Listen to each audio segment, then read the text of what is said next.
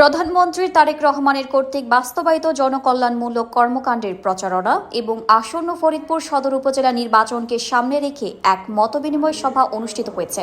ফরিদপুর থেকে senior reporter মাহবুব চিশতি জানান, শনিবার 2 মে বিকেল 4টায় শহরের অম্বিকা ময়দানে বিএনপির অঙ্গ সংগঠন এর নেতৃত্বে এবং ফরিদপুর সদর উপজেলার সাধারণ জনগণের সঙ্গে এই মতবিনিময় সভা অনুষ্ঠিত হয়।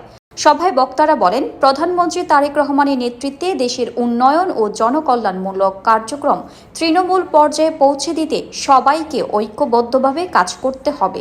উন্নয়নের ধারা অব্যাহত রাখতে আগামী উপজেলা নির্বাচন অত্যন্ত গুরুত্বপূর্ণ বলেও তারা উল্লেখ করেন।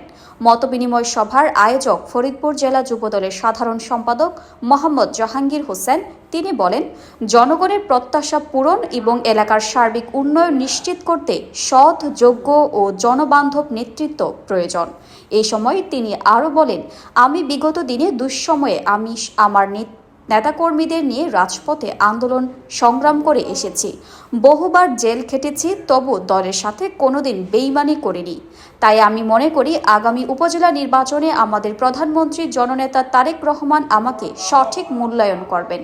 এ সময় তিনি আগামী উপজেলা নির্বাচনে চেয়ারম্যান পদে প্রার্থী হওয়ার ঘোষণা দিলে সভায় উপস্থিত সাধারণ জনগণ 2 হাত তুলে জাহাঙ্গীর হোসেনকে সমর্থন করেন।